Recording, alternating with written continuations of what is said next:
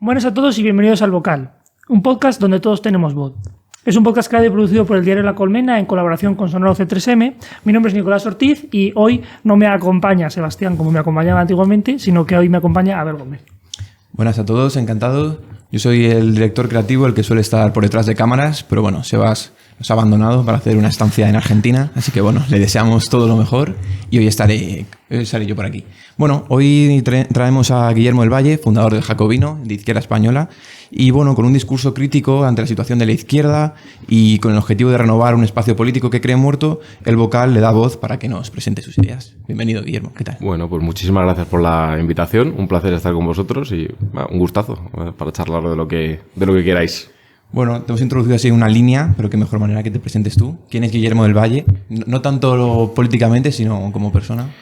Pues un abogado, un ciudadano español, nacido en Madrid en el año 89 y que se dedica a la abogacía desde hace ya demasiado tiempo, porque esto hacía un poco estábamos de coña con el tema de la juventud, que siguen invitándome algunas cosas de gente joven y digo, yo creo que ya la broma ha expirado. Esto de la juventud a los 35 años es como el eterno mantra.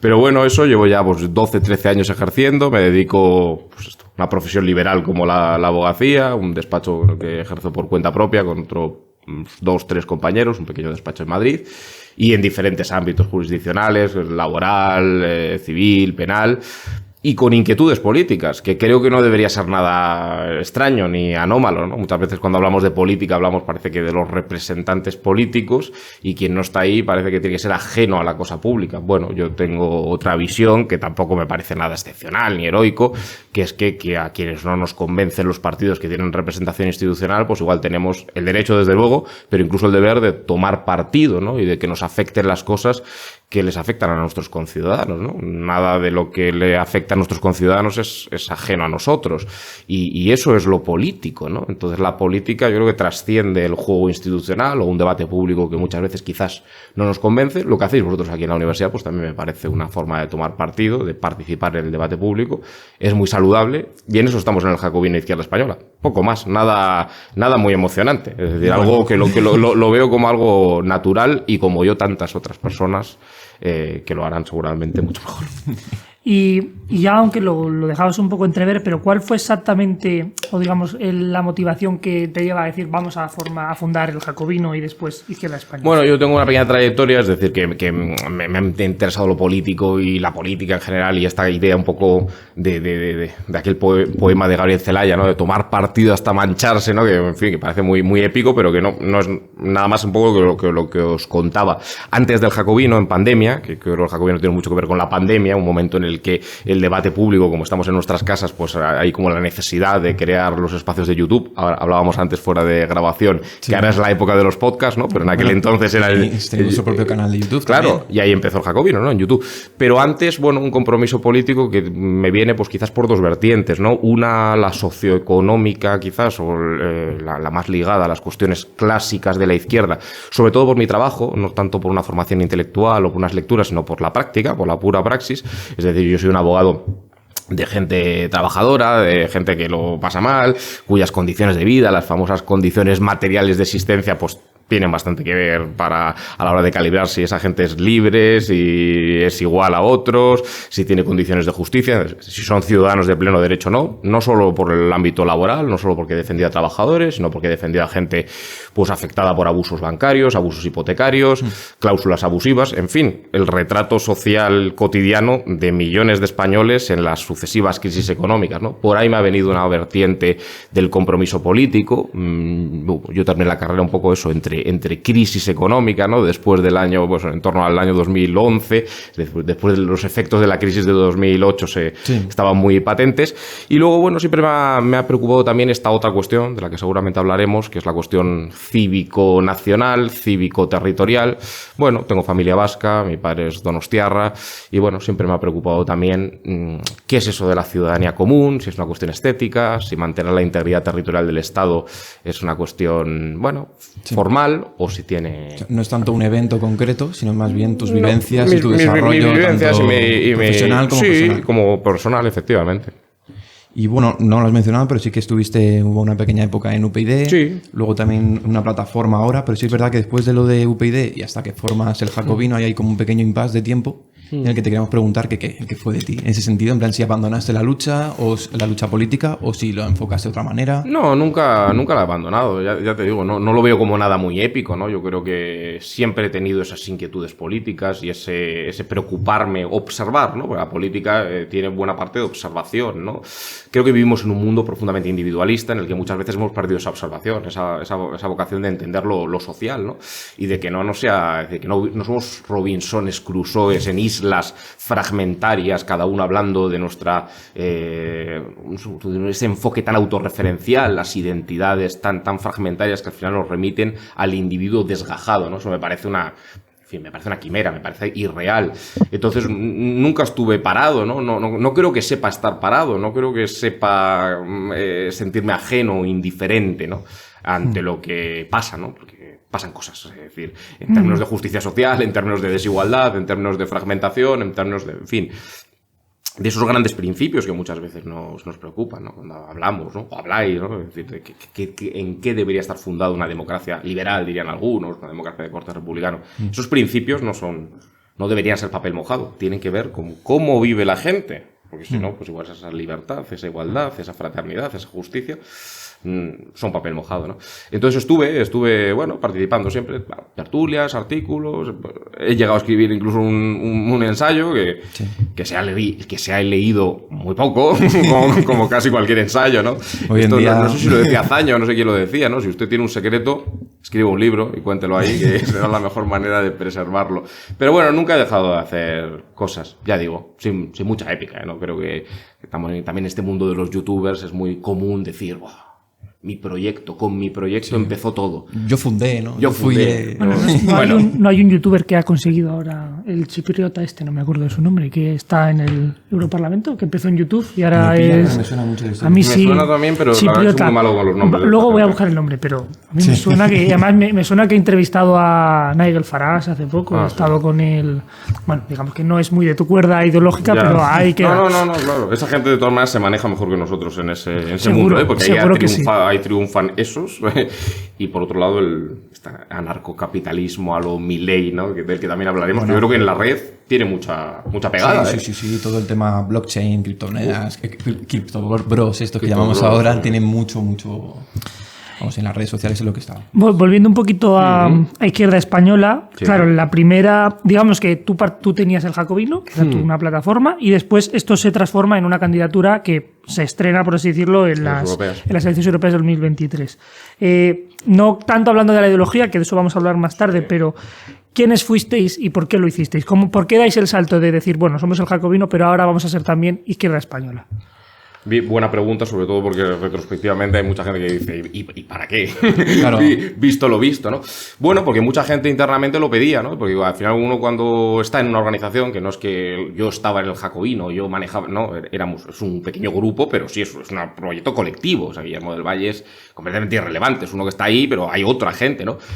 Que yo creo que entroncaba, recordad aquel programa de PlayZ, entroncaba con un momento de debate en el año 2020, 21, 22, donde había gente que no era neoliberal, que no era conservadora tampoco, que no era nacionalista, que yo creo que eso siempre ha sido bastante de derechas, que podía estar en un espectro ideológico amplio de la izquierda, pero que no compraba algunos mantras de la izquierda posmoderna. No me gusta tampoco esto de la izquierda woke y tal, es como muy difuso, ¿no? No sabemos qué estamos... pero no es tanto woke, pero sí es verdad que a partir de los 80 aparece el cambio climático, aparece el feminismo, sin necesidad de acabar en woke ni nada. Que parece que hay una serie de elementos ideológicos que sustituyen los clásicos de pues ese análisis material, de esa tradición racionalista, de esa tradición ilustrada. Y bueno, había gente que decía, oye, ¿por qué no puede haber una izquierda diferente? ¿Por qué no puede haber una candidatura? ¿Por qué no se puede votar a una cosa que no signifique pues algunos de los consensos de la izquierda oficial, que es que frente a la derecha o a la extrema derecha cabe una coalición con partidos de derecha y de extrema derecha? Si son periféricos ya dejan de ser, parece ser de derechas, si nosotros decimos, oiga, pues no dejan de ser de derechas, pero de derechas, déjele usted ser de derechas. Junts es un partido que flirtea con lo identitario, nacional, populista, como no sé, en algunos elementos de extrema derecha, y hay gente que quería, pues quizás, votar otra cosa sin tener que pasar por el filtro de Ayuso, sin tener que pasar por el filtro del Partido Popular de Madrid, de reírle las gracias a quien sueña con esta cosa de Thatcher de no hay sociedad, solo individuos, y sin reírle las gracias al desmantelamiento del Estado que suponen pues estos criptobros o este Milei de turno, y tampoco sin comprar el marco de esa derecha identitaria, radical, que plantea soluciones a la descomposición de la democracia liberal, pero por una vía reaccionaria. Bueno, creíamos que había ese espacio. Creemos incluso que hay ese espacio. En las elecciones europeas, vamos a hablar claro, no se ha refrendado que haya ese espacio. El resultado es totalmente testimonial. Ahora bien, yo doy alguna pista, más allá de los errores que habremos cometido, seguro, como no, en la política de partido y la carrera electoral, si uno no tiene recursos económicos. Y si a uno la atención mediática le dura una semana y media, que es lo que duró el nerviosismo de algunos, desde mi punto de vista, exacerbadísimo. Bueno, fue una semana que te invitaron a todos los sitios, a todos lados. Duró una semana y no me volvisteis a ver, ni nos volvimos a ver ninguno, y nunca hubo dinero. Es que esa semana y media hubo un nerviosismo exacerbado.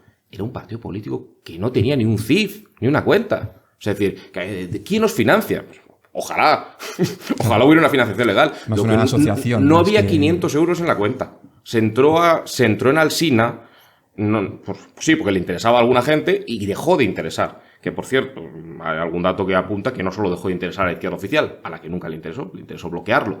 También le interesó bloquearlo a los medios de comunicación satélites al Partido Popular. Lo cual habla mucho de las credenciales y de la autoconfianza del Partido Popular, porque temer que un partido llamado Izquierda Española te pueda quitar algo de restos, dices, hombre, bueno, si Izquierda Española no iba a ese espacio. El Partido Popular al final consiguió muchos votos por la cuestión de Cataluña. Es decir, que si, por ejemplo, la gente que se considera socialista sabe que hay una izquierda que no comulga con esos principios, pudiera no ser un riesgo. Claro, no hubiese votado al PP como recurso por no potenciar esos discursos. Francamente, me pareció...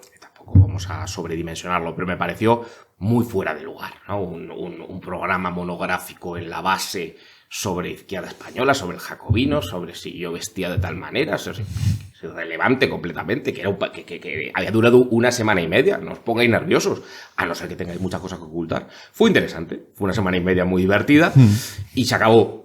Hicimos una campaña, yo os cuento cosas además con mucha franqueza. Es que lo bueno de aquí es que la verdad es muy divertida. Es decir, que me refiero que no hay nada que ocultar. ¿Cuándo se hace la campaña? ¿Con cuánto? Con 25.000, 30.000 euros, de los cuales seguimos devolviendo 10.000 de 3 préstamos de afiliados. Eso no se puede hacer ni un anuncio. Claro, un asesor nos dijo, una persona que nos asesora un poco, ¿no? Nos dijo, pero sí, pero vamos a ver, no os engañéis. Lo de Alvise, o sea, un anuncio de Alvise vale el doble que vuestra campaña completa. Bueno, y también europeas, circunscripción única. No estás sacando votos, por ejemplo, en la Comunidad de Madrid, que a lo mejor puedes centralizar más la campaña, puedes hacerlo de otra manera, pero a nivel europeo, me refiero que es en todo, a nivel nacional, con 25.000 euros, pues te da para... Nada. Bueno, pero también es verdad que, digamos, vamos a ver, es la forma más fácil de como dar un poco el salto a la política activa, por supuesto, y oficial. Sin financiación, al final, hombre, claro, hay que llegar a muchas personas. Bueno, es que vamos, es lo que decía Guillermo. Yo me acuerdo cuando saliste. Yo creo que la primera entrevista importante fue la que hiciste en Onda Cero, ¿no? Con Carlos Alsina. Bueno, había habido un recorrido, pero claro, un recorrido en la periferia mediática, en la periferia social y comunicativa. Sí, en la primera y fue la... prime time, fue a la 1:09 de la mañana. O sea, claro, eso era... que mucha gente nos dijo, no, es que había que haber seguido esa línea. Ese es el prime time. Yo no lo elijo. No lo elijo. Claro, dice, de ahí al hormiguero y de ahí a no sé cuántos a la revolución. Claro, sí, pues... Porque me inviten. ¿Cómo lo hago? Hombre, no, claro, lo que no vamos a hacer es un circo, porque no va con nosotros, es un circo para que te inviten. O sea, que no estoy... Yo no salir con desnudo en el cartel como el otro, pues hombre, no, es que no hago waterpolo, entonces no hubiera podido ser, ¿no? No, bueno, claro, que fue interesante eso, ¿no? Y hubo otras entrevistas, siempre del espacio mediático, más bien del centro derecha. El lanzamiento del Grupo Prisa en aquella época fue curioso. Hubo 4 o 5 artículos en El País hablando del proyecto, algunos principalmente críticos, ¿no? Aquello de IDAFE, ¿no? Que ahora que creo que se ha colocado.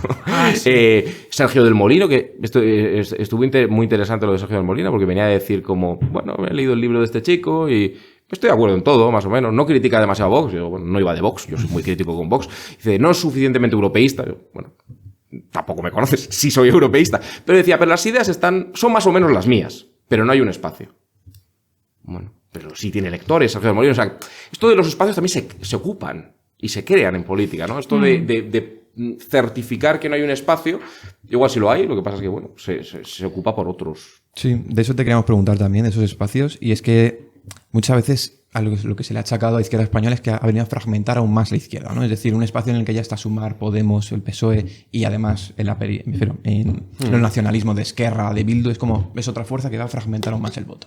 Pero aún así tú defiendes que no es que vengas a fragmentar, sino que hay un espacio político legítimo en el que izquierda española encaja. Entonces, ¿qué crees? O sea, ¿cuál crees que es ese espacio? ¿Y por qué crees que las diferentes otras fuerzas no lo llenan? Lo de que veníamos a fragmentarlo es falso, pero una proposición falsa por dos razones.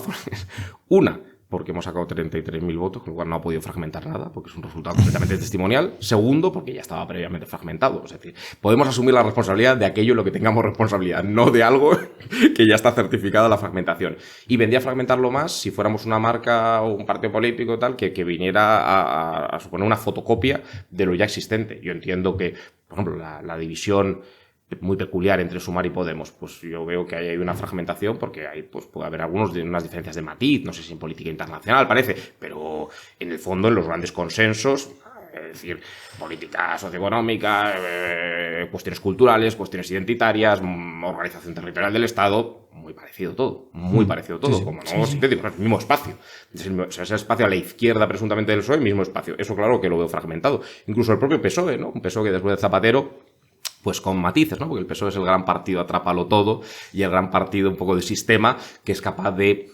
Sus tentáculos llegan a todos los sitios, ¿no? Y es capaz de ser españolista con paje en Toledo, pero confederal en un sitio, o defender la ordinalidad y al mismo tiempo sacar la bandera o defender los toros o yo que sé cuántas cosas al mismo tiempo, ¿no? Que sean contradictorias. Eso es el PSOE. Nosotros veníamos a decir algo bastante distinto, que no era estrambótico, eran tres o cuatro perogrulladas, ¿no? Que la izquierda quizás es más universalista que particularista, que la izquierda no se puede olvidar del trabajo y de los ejes materiales, lo cual no significa que no hable de cuestiones culturales, pero bueno, hay una tradición marxista que te dice, oye, la economía explica algunas cosas, y las formas culturales tienen algo que ver con la correlación del capital, del trabajo, de las fuerzas productivas. Veníamos a decir que quizás la izquierda tiene que defender más la igualdad que la diferencia o el privilegio de algunas regiones ricas, que quizás un Estado debilitado en un contexto de capitalismo global no le viene bien a las clases trabajadoras o a los más precarios. Esas cosas creo que no están siendo defendidas por aquellos que ocupan legítimamente, ¿no?, la representación de la izquierda oficial.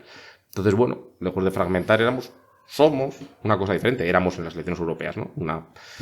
Yo creo que el 95% de la población, más allá de algunos círculos muy concretos, muy politizados, muy cafeteros, ni conoce izquierda española, ni le suena remotamente. El 95% de la población. Cuando no te conoce el 95% de la población, es muy difícil que te voten. Más allá de que haya espacio o no haya espacio, se puedan enfocar las cosas o no, ¿no? Habrá quien dice, bueno, les ha faltado bascular hacia frente al identitarismo de izquierdas, a otro identitarismo, ¿no? Esa visión cívico-laica de una comunidad política no asentada en esencialismos tampoco emociona. Bueno, ya. Bien, eso es un debate. Sí, ya depende. Eso es un debate, depende por dónde quieras ir. Claro. Depende por dónde quieras ir. Depende por dónde quieras ir. Claro, algunos se han dado cuenta que no nacimos para reivindicar una identidad española esencial, excluyente. No. Claro, eso no era la idea. Entonces, yo lo que tú me estabas diciendo, no digamos que como que pensabas que la izquierda... O sea, yo un poco lo que entendí por lo que surgía la izquierda española, pero esto es opinión, tú me corriges, era que pensabais que la izquierda de ahora se había olvidado de lo que era la izquierda en esencia o en su raíz y se había como un poco desvirtuado los valores más, digamos, tradicionales, por así decirlo, o esenciales. Entonces, claro... ¿cuáles son esos valores verdaderamente que tú dirías? Es que esto ha sido en lo que la izquierda se ha completamente olvidado de que era la izquierda cuando surgió. Pues, no hace falta que nos vayamos a Marx, pero podemos empezar. Mira, esto de las identidades y tal parece que es de ahora, ¿no? Y la gente me dice, no, que si Daniel Bernabé escribió un libro, que si tal, que si cual. Bueno, en fin. Hay una conferencia de Eric Hobsbawm en el año 96 que plantea las cosas bastante claras. Dice, oye, la izquierda siempre ha sido universalista y ha buscado la emancipación. Incluso en esa visión de la clase obrera con su centralidad no se trataba de salvar a la clase obrera, se trataba de transformar la sociedad. Y los estados-nación eran limitativos, porque a partir de la frontera había otro estado-nación, y ahí podían no regir los criterios de justicia, etc. Pero se asentaba en criterios, no se asentaba en la religión. O sea, la idea de la nación política, ni en la tribu, ni en la identidad esencial, sino en una serie de valores de justicia, de libertad, de igualdad, reflejada en unas leyes comunes de vocación universal. Bueno, era universalista. Entonces tenía esa característica, incluso en esa beta marxista o beta de clase, ¿no? Sí. Bueno, yo creo que eso se ha desplazado, claro. ¿Por qué? Pues algunos dirán por realización de parte del programa histórico de las izquierdas. Esto es una tesis de Ovejero, que suele decir, bueno, es que el sufragio universal, o la prohibición del trabajo infantil, o la jornada de 40 horas, lo ha asumido. O sea, una parte de la derecha liberal ha asumido ese marco, que por cierto no es un marco que caiga del cielo, no es una evolución tan natural como nos cuentan los propagandistas más liberales, ¿no? O sea, tiene que ver con huelgas revolucionarias, con muchísima sangre, en fin, con distorsiones duras de la historia. Bueno, yo creo que todo el programa histórico de emancipación no se ha cumplido. No hace falta más que salir a la vuelta de la esquina, ver a un ciclista de globo y pensar y preguntarnos si el programa de emancipación se ha cumplido. Pues para mucha gente no. Para muchísima gente, que por cierto no vota, muchas veces no vota, ¿no? Esto creo que lo hablasteis con, no sé si con Pablo Simón y tal, hay muchísima gente. Bueno, suele pasar que al final la persona más excluida está demostrada que no está fuera del sistema. Pero veníamos a reivindicar eso, ¿no? Una izquierda de lo común, no de lo particular, una izquierda de la igualdad, no de la identidad diferencial, una izquierda que volviera a hablar de todas esas cosas, en fin, que sí que históricamente había hablado la izquierda. Entonces no se trataba de recrear un mundo pasado idílico, ¿no? Que esto fue una interpretación un poco tramposilla que hicieron algunos, ¿no? Yo no digo que la sociedad de los 80, de los 70 no tuviera problemas, enormes problemas, no se puede volver al pasado. Hay que operar en una sociedad global, de inteligencia artificial, en fin, donde el paradigma socialdemócrata de los años de posguerra no funciona porque está superado por un mundo distinto, que es un mundo globalizado para empezar, ¿no? Pero creo que esos principios no habían prescrito, no habían caducado, ¿no? Y hay una parte de la izquierda que se ha puesto pues a contarnos otras cosas que me parece que no pueden ser las banderas, ¿no? Las agendas del 0,01% de la población no puede ser la gran bandera transformadora de la izquierda. Sí, será el planteamiento. Sin embargo, yo creo que, claro, una de las principales críticas o de las cosas que se le podían llegar a reprochar a la izquierda española era que, al ser izquierda española crítica con el identitarismo, se sumaba a la crítica al identitarismo, que es una de las banderas de la ultraderecha muchas veces. Sí. Yo creo que es legítimo, que se puede ser de izquierdas y criticar el identitarismo, pero también no crees que quizás eso también jugaba un poco en contra de la propia existencia. Sí, no, o sea, no descarto nada, pero también es verdad que cuando tú has tenido un altavoz, pues eso, que te ha durado una semana y media, es decir, medio minuto, pues igual no has podido explicar todo, ¿no? Porque, es decir, de hecho, a alguno le ha cabreado que Izquierda Española no se uniera a una especie de coalición rojiparda, término completamente ya fenecido, ¿no? ¿Por qué? Porque hemos sido incómodos también para esa gente, para los que esperaban que Izquierda Española suscribiera tesis identitarias del otro lado, ¿no? Nosotros hemos sido realmente bastante incómodos. Un poco tontos igual, porque nos hemos cerrado todas las puertas. Pero bueno, hemos sido leales a lo que pensamos. Es que el identitarismo ese otro, al que planteas, a mí me parece peligroso. Y me parece reaccionario. Y me parece que hay que combatirlo. Y a mí no me preocupa que me digan, bueno, pero es que para eso métete en el PSOE. Pues si me da igual. Si nosotros tenemos muy claro las ideas. Vox es un partido reaccionario, de tomo y lomo, impresentable. O sea, que voy a criticar yo el racismo de Torra para decir que Rocío de Mer, cuando te dice que la ciudadanía no es un DNI, sino un filtro étnico, barrirle las gracias a eso. Rocío de Mer es un peligro. Pero yo digo, o decimos, una cosa y la otra. Y eso es lo que no hace el PSOE, y sumar. Entonces ya tuvimos un debate en el Ateneo, con Elisabeth Duval, con Andrea Fernández, un debate de muy buen rollo, ¿no? En el que yo pensaba, casi, voy a hacer una broma, ¿no? Después de muertos, todo el mundo es bueno, ¿no? No es que nosotros estemos muertos, pero ya no éramos un peligro rojipardo, ¿no? Los mismos, con Duval he debatido en el año 2021 en Play Z, y parece que éramos, bueno, un peligro fascista. No digo que ella lo dijera, ¿no? Pero eso era un debate, bueno, esto era tremendo. Éramos reaccionarios peligrosísimos, el jacobino. Veníamos a quitar los derechos a las personas de un hombre de paja, como un caballo, ¿no? Como un castillo. Ahora ya no somos un peligro, ¿no? Y coincidíamos en muchas cosas, pero yo le preguntaba, oye, si os preocupa la extrema derecha, pues os tiene que preocupar toda.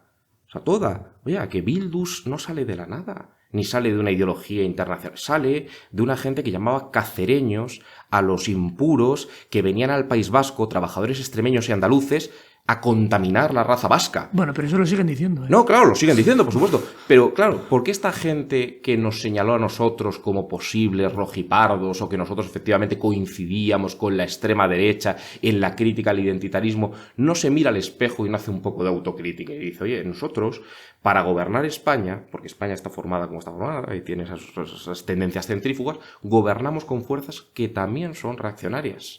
Y fuerzas, oye, Esquerra Republicana de Cataluña, será un partido presuntamente de izquierdas, en los ejes que los politólogos y tal pues, se hacen, ¿no? Pero es un partido que en el año 2008, su líder Junqueras, que tendrá buenas ideas en otras cosas, ¿no? Hablaba 2008, no 1840, de proximidades genéticas. O sea, un señor que en 2008 escribe un artículo que se llama Proximidades genéticas, hablando de la raza catalana y de los parecidos con las razas, tal. Eso es un problema. La izquierda en España tiene un problema. Hay que, no sé, sentarse igual en el diván del psicoanalista y decirlo. Tenemos un problema. Y para que no gobierne el PP y Vox, horizonte legítimo, al que yo me adscribo, no quiero un gobierno de PP y Vox, hay que pasar por el aro de gobernar con unas fuerzas pues que no forman parte de nuestro paisaje moral compartido. No forman parte. Aunque nos engañemos, no forman parte. Bueno, acabas de mencionar, de ligar lo del nacionalismo con la propia existencia de España como comunidades, vamos a decir, centrífugas, como tú has dicho. Entonces, ¿cuál sería tu modelo de Estado en el que estas identidades se viesen adscritas a un poder central, que es lo que tú defiendes, un Estado central, y no tanto en separaciones, territorios, distintas fiscalidades y todo lo que viene ligado a ello? Por ser gradualista, ¿no, Abel? Y tender un espacio de acuerdo, ¿no? Porque siempre nos dicen, bueno, no, salgamos del maximalismo, venga, vamos a tender una mano a que haya espacios de consenso, no más allá.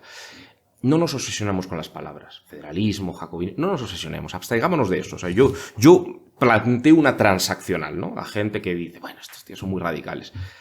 La organización territorial del Estado que sea un medio, un instrumento, no un fin en sí mismo. No aquello que me decía Lilith Bestringe, yo soy jacobina y patriota y centralista en Francia, y luego paso los Pirineos y España, bueno, si no hace falta tener las banderas de Francia ni de España en el baño, ni en la casa llena de banderas, no hace falta, yo no la tengo, no me emocionan especialmente esas vindicaciones nacionales. De hecho, a veces soy un poco escéptico, porque en nombre de esas vindicaciones nacionales a veces se han cometido grandes tropelías a lo largo de la historia.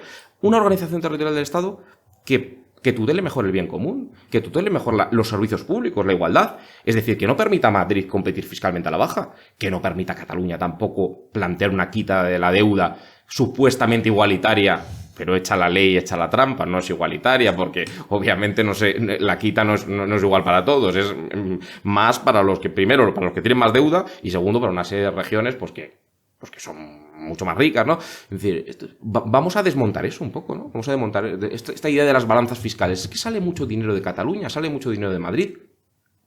Los impuestos los pagan las personas físicas y jurídicas. Y si aquí hay más concentración de riqueza, a mí me gustará mucho que se pague más desde esta comunidad autónoma, porque eso significa que está habiendo redistribución. Y este es el principio que para mí está por encima de las identidades culturales y tal.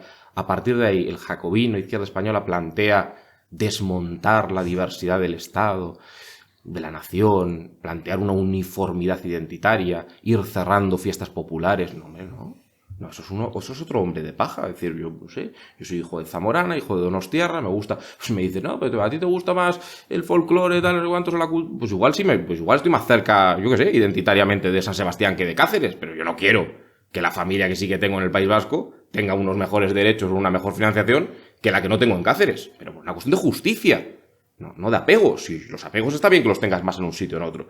Ese modelo es el que yo defiendo. Un modelo en el que, alguno dirá, eso es federalismo simétrico. No lo sé. Pero el Partido Socialista defiende un federalismo asimétrico. Asimétrico. Es que hay cosas que son muy de cajón, ¿no? Nos movemos a otro Estado miembro de la Unión Europea y vamos hacia una tarjeta sanitaria europea. Y a todos nos parece de progreso, con todos los matices que podamos ponerle a eso, ¿no? Y nos movemos 300 kilómetros al este en España. Y nos parece que, España está configurada así, porque, que haya un historial clínico común, sí, pero. Que España es diferente. España es diferente, pero no sé qué significa eso. Esto me recuerda a esa idea franquista, ¿no? La excepcionalidad española.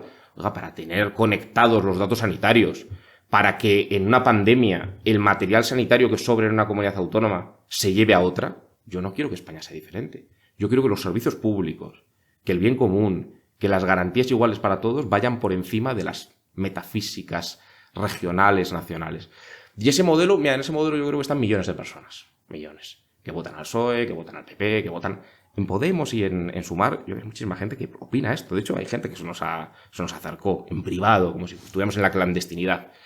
Que sepas, Guillermo, que en Izquierda Unida estos debates que tenéis en el Jacobino los tenemos también. Y que hay mucha gente que está con vosotros. Bueno, oye, salid del armario. No pasa nada.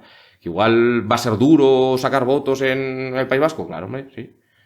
Lógico. Si uno dice que el concierto económico pues no es un modelo que case bien con la redistribución, va a tener dificultades en el País Vasco. Pero cuantos más años pasen, más difícil va a ser. Yo creo que hay que empezar a desandar el camino. Hay que empezar a dar estos debates. Entonces, una fuerza política como la nuestra le viene bien, creo yo, a España, al menos para significar unos debates que de otra forma estarían ocultos, ¿no? Sí, más apagados, que no están en plano de portada, vamos. Pero a vamos, que decir. están presentes, porque yo, Sí, o sea, no, sí, aunque creo que no están haya... presentes, sí, pero están presentes, quizás no están presentes donde importa que estén presentes, porque es donde se hacen los cambios, que es el Parlamento. Estoy de acuerdo, Nicolás. Pero la gente los tiene. Sí, sí, los y tiene. yo puedo hablar personalmente. Yo muchas veces, mi padre es una persona que le gusta mucho la radio y las noticias. Sí. Entonces siempre, cuando me le hablan de conciertos, que dice, es que claro, es que Claro. joder, el concierto vasco es injusto, porque al final ellos pagan lo que quieren y aquí en Madrid no lo tenemos y yo también lo querría para Madrid porque Claro. me viene muy bien. Digo, pues hombre, parte de razón tienes, ¿no? Y luego está Bueno, todo. a mí lo que me resulta más gracioso es lo de la justificación, ¿no? Es que es un fuero. Digo, claro, medieval, ¿no? Pues es que si Concierto vamos a económico- construir una España en función de fueros medievales, Que además el concierto económico no es ni siquiera medieval, fue como una compensación por la Bueno, eliminación es de los cierto, fueros esto fue después de de la Tercera Guerra Carlista, creo que Sí. es. Esto con fue Cánovas, Felipe, ¿no? Súper Cuando- progre el asunto. Y bueno, pero que a donde te quieras retraer de la historia, al final, para justificar. Claro, algo, sí, donde te siempre, quieras. siempre va a haber una justificación, claro. claro, sí, no. La corona, bueno, Lo que Aragón, quieras. no sé cuántos. O sea, histórico, el concepto de derechos históricos, esto es un debate yo creo que muy legítimo y que, joder, aquí es fantástico que lo tengamos. Y como bien decía Nicolás, ojalá se tuviera un poquito en otros foros que yo creo igual no llega tanto, pero lo de tu padre pues es una intuición básica pero muy acertada. Yo creo que tiene toda la razón del mundo, porque claro, dice esto, derechos históricos, ¿qué pasa? Que León no era histórico y Cartagena, ¿y a dónde nos vamos? ¿Al cantonalismo de la Primera República? ¿Dónde ponemos el...? Claro, todo es arbitrario. Si yo no digo que la creación de España no tenga mucho de arbitrariedad, claro, las conformaciones de las naciones políticas en el siglo XIX, y nos podemos ir más atrás, pero creo que la historia, como lo que apuntaba Abel, cuidado con eso, ¿no? Cuidado con fundar en la historia los derechos de una comunidad política moderna, porque eso nos puede llevar a aberraciones, porque claro, la historia está llena de sangre, de arbitrariedad, de violencia, de enlaces matrimoniales. ¿Por qué España no era por qué España con Portugal, si en algún momento de la historia lo fue? Que nos vamos al reinado de Felipe II y reescribimos eso, pues no sé. Y reclamamos Mozambique. Claro. Claro. Bueno, ya hemos mencionado a Ayuso, a Milei, a CryptoBros. El modelo económico que defiende Izquierda Española, al final tampoco descubrimos nada, es un modelo de izquierdas. Entonces, explícanos en qué se diferencia lo que podemos ver ahora con un gobierno del PSOE o en lo que hemos visto con gobiernos del PP. Sí, bueno, yo creo que, a ver, para empezar igual en una asunción un poco mayor del principio de realidad, ¿no? Pero también es verdad que nosotros estamos en la periferia y, bueno, cuando uno está en el gobierno, pues tiene unas responsabilidades y tiene unas, en fin, a veces hay que cabalgar contradicciones, que diría el otro, de una manera que yo creo que a veces es excesiva, ¿no? Pero, bueno, España tiene problemas estructurales muy importantes, ¿no? El otro día en este debate que os cuento en el Ateneo hablábamos de las cifras macroeconómicas y de la separación muchas veces entre las cifras macroeconómicas y la realidad de mucha gente, ¿no? O esos titulares de The Economist de que la economía española va, bueno, como un tiro y tal. Bueno, Andrea Fernández sacaba un poco pecho, ¿no? Y decía, bueno, es que joder, hay cosas que son innegables. Y yo digo, bueno, hay cosas que yo no discuto y que el salario mínimo interprofesional puede tener unos efectos predistributivos y positivos su subida, pero yo les decía, oye, pero esto tiene las patas muy cortas, ¿no? Porque no es la única política que para subir los salarios o el problema salarial de estancamiento que tenemos en España no vale con subir el salario mínimo y ya está. Eso tiene un recorrido muy limitado. ¿Qué vamos a subir el salario mínimo hasta cuándo? ¿Hasta 1.500, 1.600? O sea, algo más. Tendréis que decirme algo más porque el salario medio y sobre todo el salario mediano, el salario más común, es muy bajo en España. No es cierto lo que decía el liberalismo. Bueno, algunos liberales, ¿no? tampoco liberal es una palabra que significa muchas cosas, Sí, ¿no? bueno, liberal, De no, que no. la subida del salario mínimo va a tener unos efectos absolutamente destructivos. Bueno, esto es otra, creo que falacia profundamente ideológica, pero hay que plantear algo más. Y España, yo creo que ha tenido una decantación de su economía, de su tejido productivo, pues para empezar hacia una terciarización excesiva. Eso no significa que arremetamos contra la hostelería y el turismo, pero sí que igual reflexionemos sobre qué ha pasado con la industria nacional.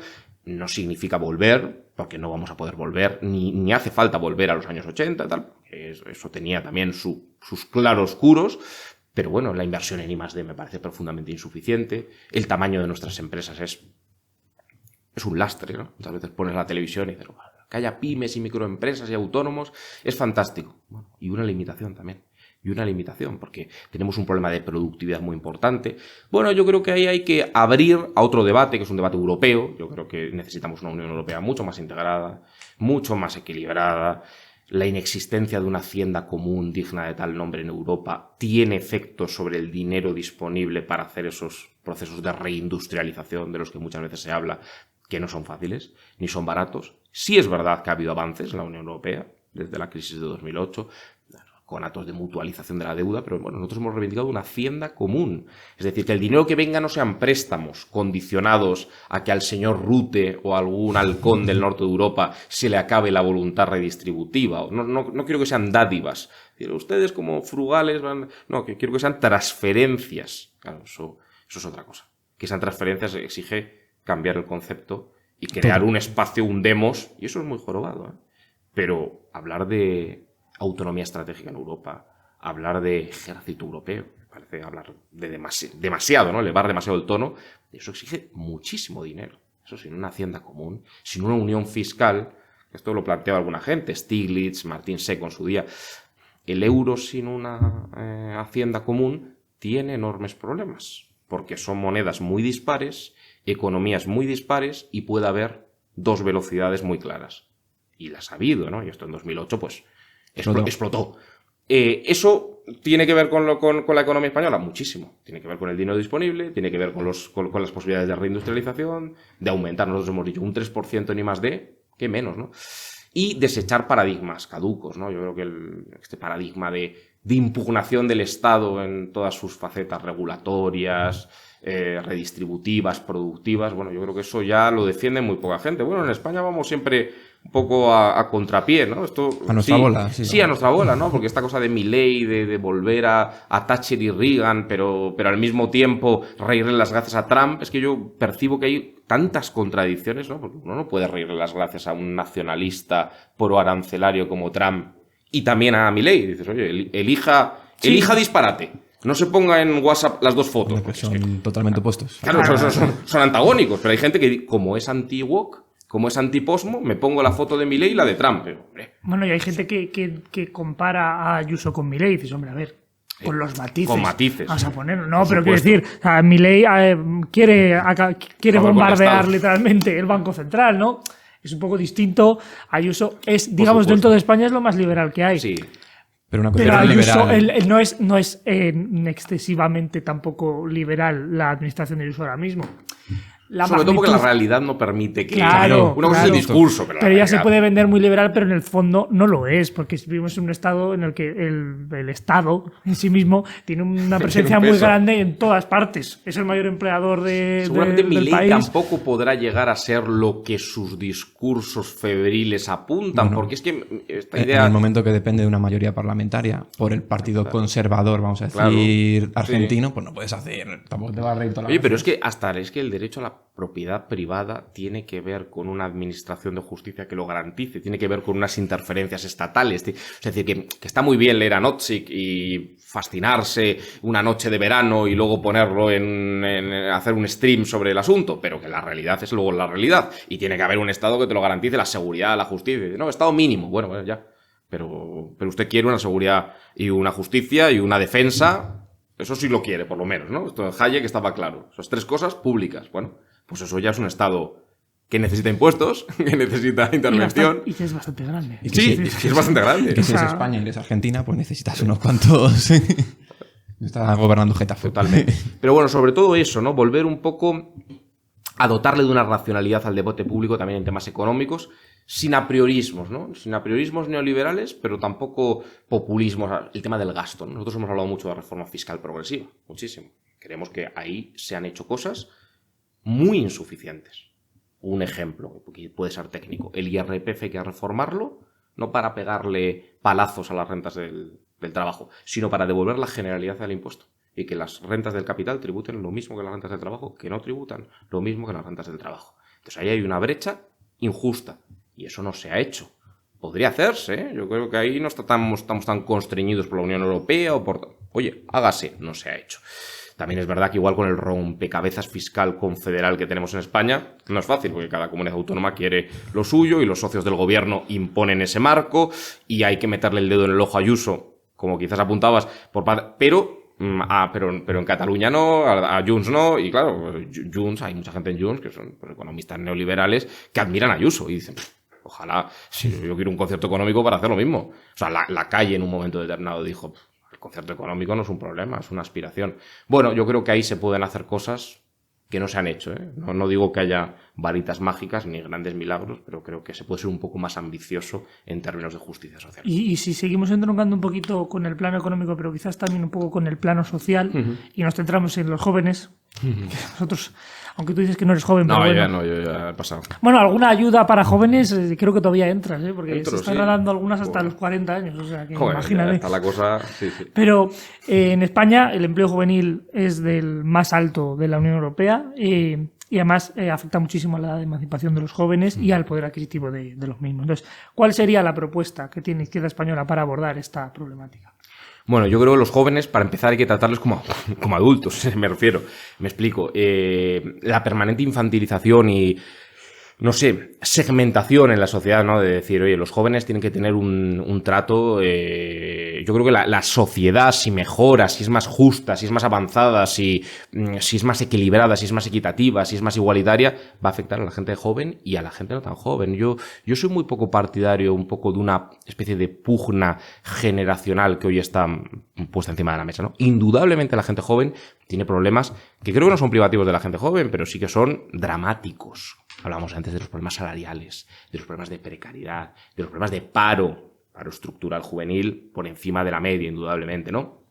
Pero yo creo, francamente, que no hay que poner a pelear al último con el penúltimo, es decir, no hay que comparar un salario mísero de una persona de 20 años, de 25, de 30, con una pensión también miserable. Yo creo que lo que hay que hacer es reequilibrar donde está la verdadera brecha, y yo creo que la brecha está, pues entre otras cosas, en la ruptura del Pacto Capital-Trabajo. Yo creo que eso tenemos que pensarlo claramente. El Pacto Capital-Trabajo está completamente roto. Y hay que repensarlo. Desde mi punto de vista, y esto es una interpretación, por supuesto, sujeta a debate, se ha roto en perjuicio del trabajo, en perjuicio de las clases productivas, a favor de la financiarización de la economía, de los réditos quizás del capital, pero bueno, esto es una interpretación, que igual una visión más liberal pues no suscribiría, y a partir de ahí, francamente, pensar que nosotros no podemos tener a buena parte de nuestra población yéndose de España porque nos hemos convertido en una especie de, no sé, de parque turístico de lo terciario, de, en fin, eso, del pequeño comercio, del turismo, de la hostelería, porque aquí todo lo que tenga que ver con la innovación, con la investigación, va aparejado a salarios de miseria, a becas ridículas, a horizontes vitales de una precariedad extrema. Bueno, yo creo que eso hay que revisarlo profundamente, pero ya digo, no como una política de juventud, una política, esto me recuerda un poco como a las juventudes de los partidos, una política de permanente infantilización, sino con una política de exigencia, de ciudadanía plena. Eso es lo que tienen que ser los jóvenes, no un sector, no un segmento, sino ciudadanos de pleno derecho.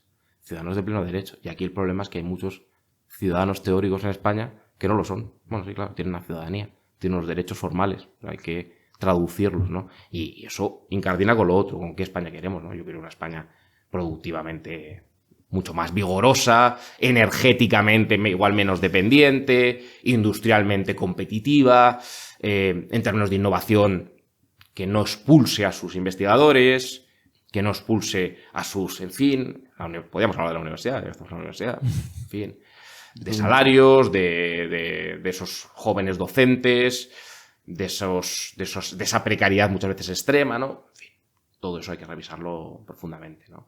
Y el tema salarial a mí me parece clave, ¿no? Y bueno, también con los jóvenes el tema de la vivienda es Bueno, el el tema de la vivienda.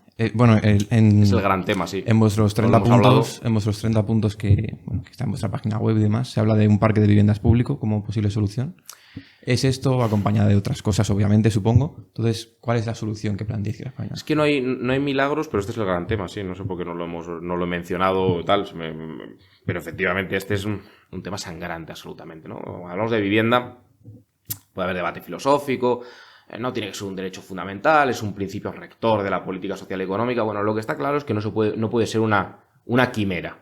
No puede ser una odisea para muchísima gente, que acceder a una primera vivienda sea imposible. Y vamos a hablar claro, en ciudades como Madrid, en un cogollo más o menos céntrico, en esta famosa dentro de la M30, pero es que también fuera de la M30 y también en ciudades colindantes de Madrid, es absolutamente imposible con los salarios que hay. Absolutamente imposible. Entonces hablábamos antes de infantilización, pero bueno, infantilización no porque la gente no quiera tener familia, no quiera tener hijos, no quiera estabilizarse, es que mucha gente no puede.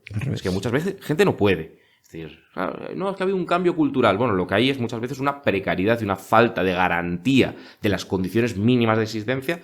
Entonces, ¿hay que intervenir en el mercado de la vivienda? Primera pregunta, primera idea, sí. Desde mi punto de vista, sí. ¿Cualquier intervención vale? No, obviamente no. Desde nuestro punto de vista, intervenir por el lado de la oferta, ampliando el parque público de vivienda, no digo que sea un milagro, no digo que sea fácil, no digo que no cueste dinero y tiempo. Cuesta dinero y tiempo, pero bueno, ejemplos como el de Viena, obviamente, que es muy manido, que es muy repetitivo, pero apuntan a que cuando hay un parque de vivienda pública en alquiler que no se desmantela, que en España muchas veces lo que ha habido es esa cultura un poco de compra, y esos parques de vivienda público, bueno, exiguo parque de vivienda público se ha ido desmantelando y la vivienda ha dejado de ser pública y ha pasado a ser una vivienda pues privada bueno, pues eso genera un problema porque tenemos ¿qué estándar tenemos de vivienda pública? El 2%, o sea, en fin, una cosa completamente ridícula. Entonces, claro, tú no puedes pedir que esa brecha se acorte en una legislatura. Tú no puedes anunciar políticas de vivienda pública a 6 meses de las elecciones, ¿no? Que es a lo que estamos acostumbrados. A 6 meses de las elecciones se lanza el anuncio, sobre todo para meterle el dedo en el ojo al otro, ¿no? Y sin consensos duraderos. Yo creo que hay que intervenir, sí. La limitación de precios, pues puntualmente, transitoriamente, pero creo que como gran solución, luego yo creo que sí, que la reserva de suelo público, creo que hay que ser valiente, ¿no? Hay que ser valiente. Y claro que ha habido problemas especulativos, indudablemente. Y yo, por mi trabajo, conozco algunos asuntos como la MVS Madrid, bueno, porque yo trabajo aquí, y el Instituto de la Vivienda de Madrid, es decir, que ahora es agencia de la vivienda social, y se han hecho cosas mal con la vivienda social, indudablemente, y se ha dejado que penetren intereses económicos privados, y no se trata de estigmatizar el mercado, se trata de decir que, bueno, que igual antes que un bien de mercado especulativo, pues estamos hablando de un derecho, no sé si fundamental, no lo es, ya sea en términos jurídicos, pero sí un derecho básico, ¿no? Si vivimos en un Estado social, si tenemos otro modelo, bueno, yo estoy dispuesto a debatirlo, pero yo creo que ese modelo pues se aproxima más a mi ideal civilizatorio, ¿no? Nos estamos alargando un poco, pero no me quiero dejar... Es culpa mía, porque me enrollo mucho, perdona. Pero no me quiero dejar en el tintero temas que me parece que al final es como una de las grandes críticas que se le ha hecho a la izquierda española, que es, digamos, que quizás no entroncabais tanto o no ibais tanto en la línea de que podría tener la izquierda tradicional, o eso dicen, la oportunidad la tienes tú de explicarnos, sí, ¿no? En temas como pudiera ser, pues, por ejemplo, el feminismo, ¿no? Digamos que se dijo, se llegó a decir incluso, pues eso, que la izquierda española era una izquierda roja y parda y que pues era incluso, pues eso, que quizás estaba más cerca de un nacionalsocialista que de un socialista. Yeah. Pero, claro... No lo leí, fíjate que leí chorradas. Bueno, pero es que en Twitter se dicen muchas cosas que sí, no tienen por qué tener ningún sentido, pero... Claro, ¿cuál sería la postura respecto del feminismo a día de hoy, de izquierda española, por ejemplo? La que ha sido siempre, o sea, no ha cambiado a día de hoy con la antaño. No, pero digo, no, del feminismo de hoy. Ah, el feminismo de hoy, vale, no te había entendido, perdona. Con todas sus vertientes y sus... Mira, por hablar de actualidad, no sé cuándo sacaréis esto, ¿no? Pero por hablar de algo que ha pasado hace nada, que es en la manifestación en Parla, vindicando el hijab. Yo vivo en Parla, sí. Vale, pues algo te suena, ¿no? De esto que ha salido, ¿no? Bueno, más allá de la policía entrando en el colegio, bueno, y de cuestiones que nos pueden parecer mal o bien, ¿no? La vindicación del hijab. Es decir, de un símbolo sexista, misógino extremo, con unas connotaciones abiertamente patriarcales. en nombre del antirracismo, que es una cosa muy curiosa, ¿no? Y hay una parte del feminismo, no sé, hay muchas olas, corrientes en el feminismo, ¿no? Pero el feminismo igual identitario, posmoderno, antirracista, ¿no? Que se predica antirracista y que a mí me parece eminentemente racista. Porque más allá de las interpretaciones que queramos hacer y del respeto a todo el mundo, y no se trata de criminalizar a una persona obligada o forzada o que lo lleva voluntariamente pero que está en un contexto social, lo que no podemos hacer es blanquear un elemento de opresión que significa la mujer está plenamente subordinada al hombre. Eso es una auténtica vergüenza. En nombre de ese feminismo que tritura la igualdad, pues se cometen aberraciones como esas, ¿no? Entonces veíamos al sindicato de estudiantes, que estoy hablando de juventud y tal, también son un gran ejemplo, ¿no? Pues estos yo los recuerdo de mi época, que es estudiantes eternos, ¿no? Pero se querían revolucionarios defendiendo esto. Y dices, pero si esto es lo más reaccionario. A mí esto me recuerda a los aires opusinos de los años 60. Es decir, es una cosa... O sea, la religión, defendemos la fe, pues no sé, en nombre de la libertad de culto, pues muy bien, pero claro, esto no puede pasar por encima de los derechos fundamentales de las personas, de la igualdad entre hombres y mujeres, de principios básicos de la modernidad básicos, que a estas alturas tengamos que recordar estas cosas, ¿no? Claro, salía Mimun Hamido, que escribió un libro fantástico en Akal, que se llama No nos taparán, y decía, hombre, pues ustedes lo que son unos reaccionarios de tomo y lomo. Es decir, que hay muchas mujeres de contextos musulmanes que se han rebelado contra eso, que lo verdaderamente racista es pensar que por venir de un contexto musulmán estás condenado a vivir encerrado en un patriarcado coercitivo durísimo. Y eso no es islamofobia ni historias, porque en países musulmanes, indudablemente, ha habido otros modelos políticos. Hace décadas, en Irán, en Egipto, había mujeres en la universidad. Es decir, había incluso regímenes, que no voy a hacer aquí tampoco un blanqueamiento, ¿no? Pero, bueno, incluso dictaduras como la de Al-Nasser en Egipto, ¿no? Que se reían en los años 50 de esto, que decían, oiga, nosotros somos sí, es un régimen no es democrático, pero laico. Bueno, mucho cuidado con este feminismo posmoderno. En términos igualitarios, feminismo ilustrado, feminismo de corte republicano, si quieres, absolutamente feminista. Es un movimiento de emancipación. ¿Queda por hacer cosas? Muchísimas, indudablemente muchísimas. En términos salariales, en términos de, de conciliación, en términos de violencia, porque también lo hay, ¿no? Y en términos de elementos patriarcales que siguen existiendo en esta sociedad, y de misoginia y tal. Pues por supuesto. Ahora bien, entiendo que haya mucha gente que se ha alejado de un ministerio de la igualdad, tal, que muchas veces uno ve su capacidad legislativa y dice, hombre, pues no parece ni de la igualdad, ni de la buena técnica legislativa, sino del disparate. Y creo que se puede defender todo esto, ¿no? Un feminismo de la igualdad, al mismo tiempo que no se resienten principios republicanos básicos como la presunción de inocencia. Yo, como abogado penalista, claro, es que no me parece feminista plantear, incluso en casos de abuso, de agresión, casos durísimos que nos escaman a todos, que se subvierta la presunción de inocencia o que se legisle al calor de una manifestación o que se valide un paradigma que yo creo que es fallido completamente y además hipócrita. Hermana, yo sí te creo. En una democracia liberal, republicana, hermana, hermano, yo sí te escucho y yo sí te garantizo los derechos para hacerte valer en un tribunal de justicia de todas las pruebas, pero no te creo por tu sexo automáticamente. Te permito y te garantizo las posibilidades, indudablemente, de que aflore la denuncia de situaciones de violencia y de opresión que muchas veces históricamente se han ocultado. Pero no te creo automáticamente ni por tu sexo, ni por tu raza, ni por... Por supuesto que no. Pero esto es republicanismo básico. O sea que, en ese sentido, un feminismo igualitario entronca con eso. ¿Lo abrazamos desde la izquierda española? Por supuesto que sí. Por supuesto que sí. Y que hay una derecha reaccionaria o una ultraderecha reaccionaria que, aprovechando que el Pisuerga pasa por Valladolid y de los excesos identitarios, dice, pues ahora vengo yo y cuelo otro exceso y digo, son todo denuncias falsas. Demagogia barata, burda y boxera. Bien, pero... Es decir, que un disparate no nos lleve a otro. Y que denunciar un disparate no nos haga dejar de denunciar el otro. Sé que se puede denunciar a los dos a la vez sin muchas estridencias. Pues con esto terminamos este bloque y nos movemos al siguiente, que es nuestra sección de Buz o no. ¿Buz o no? Vale, pues la primera. El PP y el PSOE son partidos anquilosados que deberían desaparecer.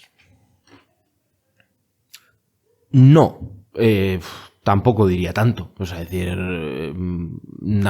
deberían desaparecer. Yo creo que debería haber una higienización de estos partidos políticos y del sistema en general, y debería abrirse las puertas a otros, ¿no? Pero yo creo en el pluralismo político democrático y no voy a ser tan arrogante de plantear que lo que vota muchísima gente, muchos millones de españoles, pues tiene que desaparecer. Es decir, sí que es verdad que no me representan, creo que no nos representan a muchos, y creo que conviene ser críticos y abrir las puertas y las ventanas de la casa para que se aire. Aparte de ahí, pues pontificar su desaparición y tal, me parecería muy arrogante. El problema de España no es la derecha, sino el nacionalismo periférico.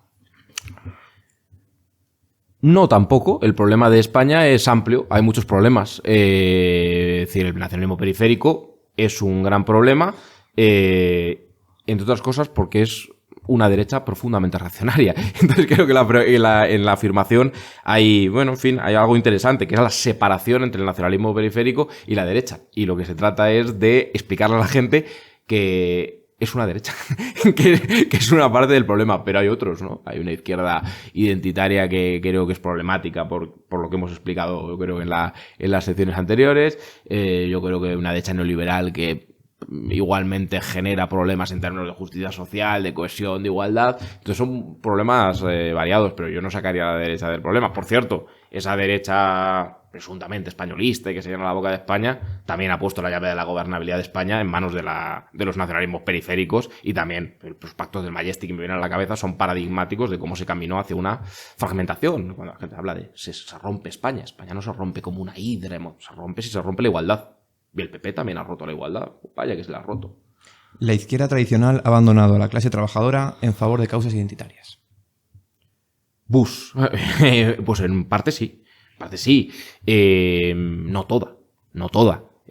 Como todo, hay que matizar, ¿no? No toda, pero una parte de la izquierda oficial, que yo creo que ahí apunta la afirmación, se ha olvidado, ¿no? No, tampoco yo creo que hay que idealizar una clase obrera que no ha evolucionado. Es decir, creo que el criterio, el enfoque de clase social sigue siendo válido, pero con los matices de que es un mundo que ha cambiado, ¿no? Vivimos en el mundo keynesiano, fordista o tal, de los estados-nación cerrados en un mundo global, de libre circulación de capitales, tecnología, en fin.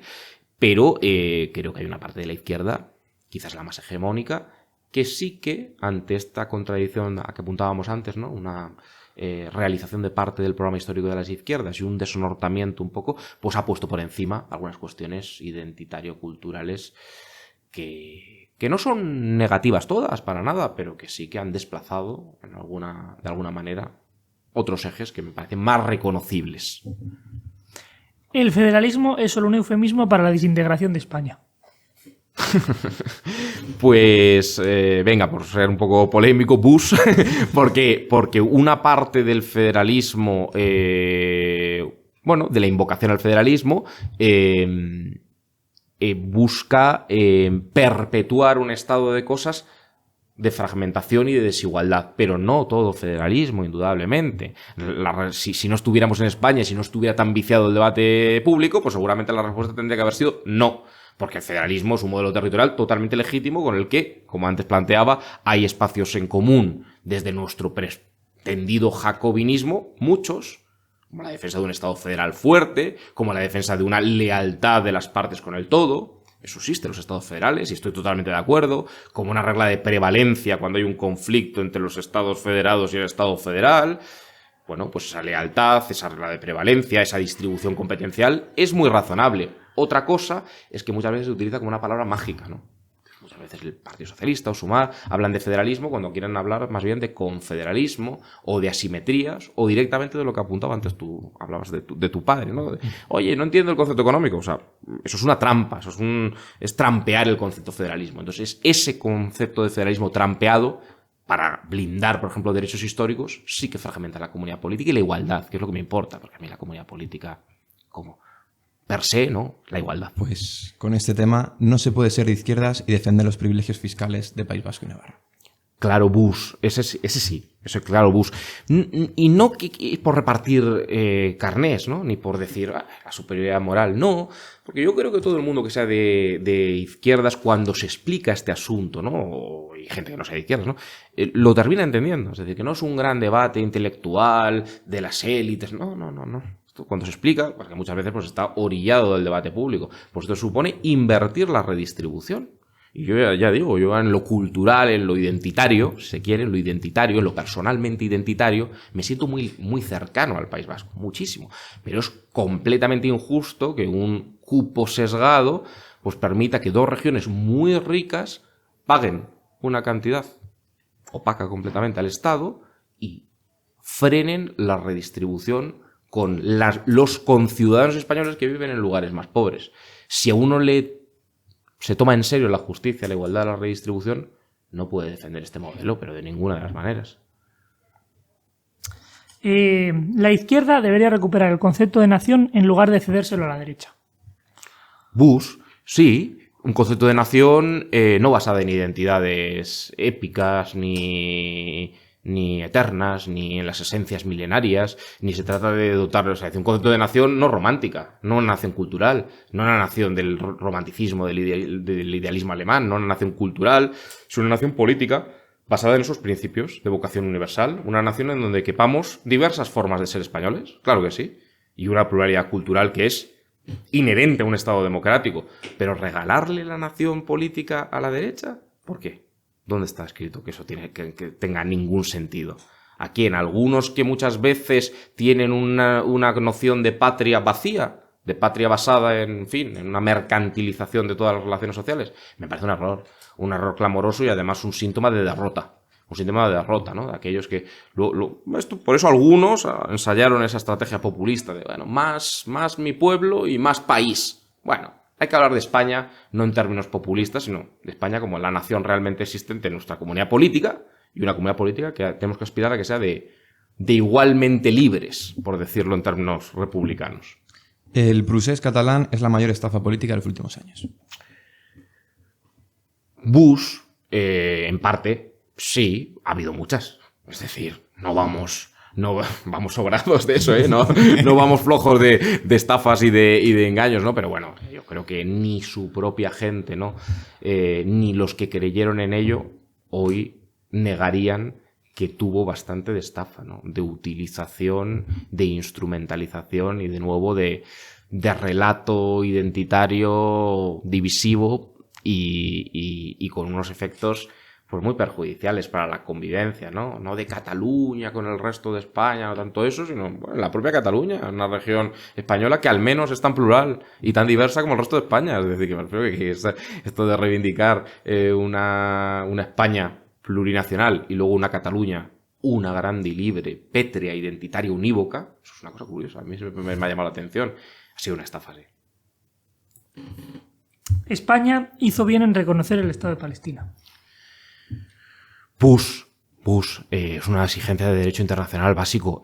Claro, no todo lo que hace este gobierno está mal para nada y lo hizo, pero con el matiz de que lo hizo tarde, ¿no? Yo creo que, vamos a ver, los atentados de octubre a mucha gente de nuevo le genera una especie de hemiplegia que es la incapacidad de reconocer que lo que se ha producido en la Franja de Gaza es un exterminio, es una masacre, es una salvajada, ¿no? Y tantas otras que ha habido, ¿no? Entonces, bueno, es decir, creo que es una exigencia básica de derecho internacional. Otra cosa es que en la práctica, pues esa solución histórica de los dos estados no está exenta de enormes problemas, pero una exigencia de justicia. Aunque, bueno, cuando hablamos de temas internacionales, en fin, hay tantas barbaridades, por desgracia, y tantas veces donde ese derecho internacional, su cumplimiento, en fin, brilla por su total ausencia, pero cómo no, bueno. España debe mandar sus fuerzas a Ucrania. No. Y con algunos matices o concreciones, ¿no? Vamos a ver, es un tema complejo, pero yo creo que España es un país que tiene unas debilidades geopolíticas importantes. España está donde está y no se puede negar que está en la Unión Europea, está en la posición del sur de Europa, está en un club de defensa militar, defensa en principio, que es la OTAN. Y España tiene, primero, que priorizar sus intereses no en una visión de un paradigma realista político descarnado, sino tiene que decir, oiga, mire, España, antes que estar en Ucrania, tiene un problema de seguridad en la frontera sur de la Unión Europea, tiene que preguntarse por qué Ceuta y Melilla, si efectivamente no están en el ámbito de la esfera de protección del artículo 5 de la OTAN, ¿por qué no están? O habría que repasar aquellas palabras del exministro de Adolfo Suárez, Otero Novas, que decía, hombre, pues aquello de que hubo una presión por parte de Estados Unidos para que España entrara en la OTAN, porque si no se fomentaba al Empayá y el terrorismo independentista de Cubillo y la secesión de Canarias, ¿no? Que eso fue el contexto también de entrada. Pero bueno, una vez que uno está, ¿no? Entonces tiene que exigir. Ahora bien, en Ucrania lo que hay que decir, primero es que se ha producido una vulneración flagrante de derecho internacional y que es una invasión impresentable y absolutamente intolerable por parte de la Rusia de Putin. Pero claro, es decir, eso es una obviedad clarísima, que hay una especie de izquierda putinista que niega y dice, no, pero Estados Unidos. Bueno, sí, Estados Unidos, pero Putin es referencia de qué? Autócrata, dictador, una cosa ultra reaccionaria y una invasión impresentable. Pero hay que explicar también el coste. Otra cosa es que Europa fuera hacia un Estado, hacia una hacienda común, hacia un ejército europeo, bueno, hacia una autonomía estratégica de verdad. Ahora algunos se han dado cuenta de que eso es importante. Pero hay que explicarle también a la gente el coste que tiene eso, cuánto se va a tener que gastar para tener eso. Y ojalá, yo creo que la Unión Europea tiene que tener una orientación geopolítica y geoestratégica más autónoma. Yo eso sí que estoy de acuerdo. Siempre y cuando se puedan conciliar los intereses nacionales de los Estados miembros, que no es fácil.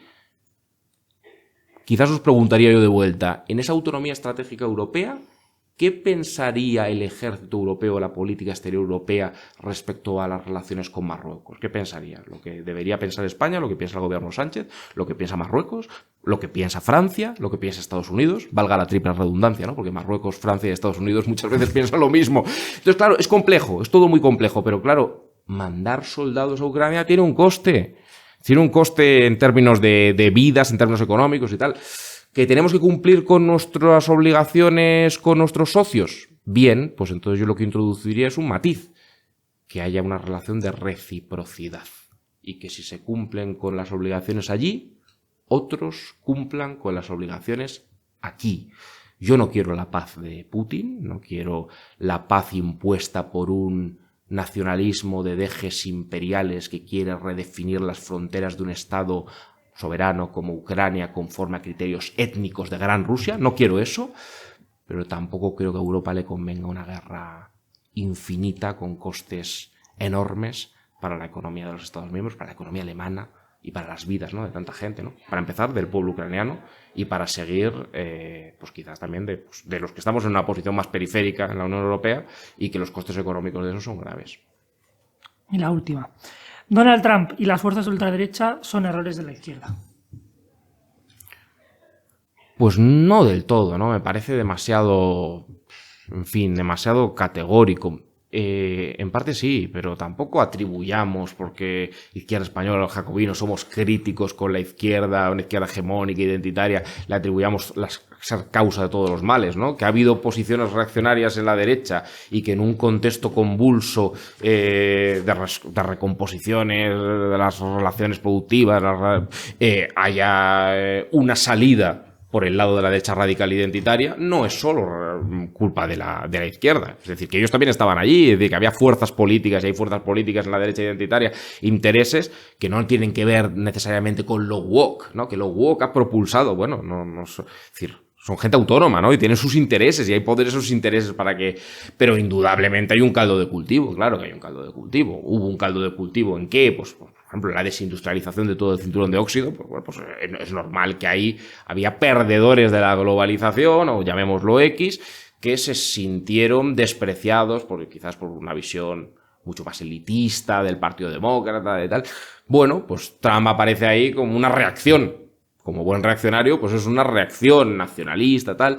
Igual ese mundo de Fukuyama, ese mundo del fin de la historia, ese mundo del triunfo pletórico de la democracia liberal, pues es un mundo que ya se ha acabado, ¿no? Pero no es una responsabilidad exclusiva, ¿no? Es decir, yo creo que las responsabilidades son, en este caso, compartidas, ¿no?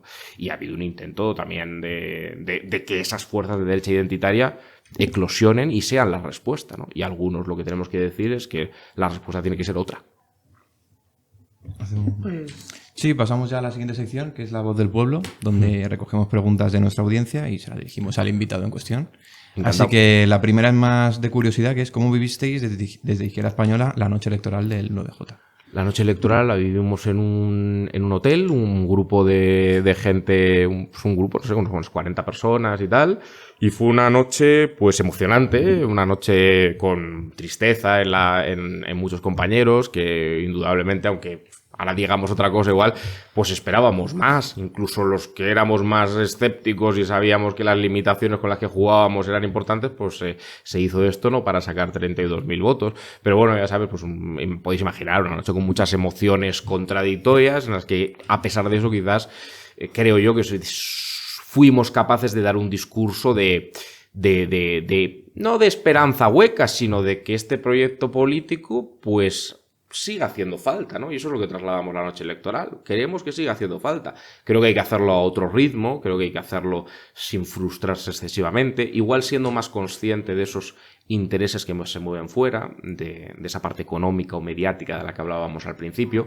Igual cuando estás en el fervor, en la emoción, en la adrenalina del momento político, de ese enero de 2024, que lo recuerdo como una verdadera locura, una feliz locura, pero muy loco, ahí te olvidas un poco y dices, oye, igual somos capaces de hacerlo. Y si sale, pero es complicado que salga. Es complicado que salga, pero lo vivimos con muchas emociones. Tristeza, pero también orgullo, ¿no? De la gente que sin esperar nada a cambio, ¿no? Porque quien está en la izquierda española sabe que no está aquí para que le toque una vocalía vecina o para colocarse en ningún sitio. Está porque se lo cree. Y lo vivimos emocionados. Y a partir de ese momento, es como un punto de inflexión, ¿no? ¿Cuál es la línea de acción? ¿Qué es lo que va a hacer Izquierda Española? Un congreso, dentro de unos meses, nuestro primer congreso, que tenemos que un poco que estructurarlo, lo interno, ¿no? Esto es un poco más aburrido de cara al público, indudablemente. Como os podéis imaginar, no es el lugar en el que nos vayamos a divertir más, no es que esté siendo los momentos y los meses más emocionantes, esto de las sectoriales, tal, y además hay mucho debate, porque es un partido vivo, ¿eh? Es un partido pequeño, pero es un partido que la gente quiere, oye, vamos a hablar bien de esto, de Ucrania, de tal, de Palestina, no sé cuánto, o de la reforma electoral, aquí no sé. Bueno, tenemos que hacer ese trabajo interno, ¿no? Además, en términos democráticos es bueno, y además abrir la puerta. Yo soy un partidario de abrir la puerta a que este partido, hay gente muy buena, ¿no? Que no se le conoce, ¿no? Si a mí apenas me conoce la gente de fuera, ¿no? De estos círculos tan cafeteros, pues tenemos a compañeros míos que son brillantes y que me fastidia mucho que muchas veces pues no salgan y no sean conocidos ni notorios, ¿no? Entonces yo creo que tenemos que abrir el partido, ¿no? Tener las puertas abiertas a que mucha gente que pueda pensar en un espacio amplio, ¿no? Sin sectarismo, sin dogmatismo. Yo es que he sido más federalista, yo es que he sido más socioliberal, yo he sido más socialista.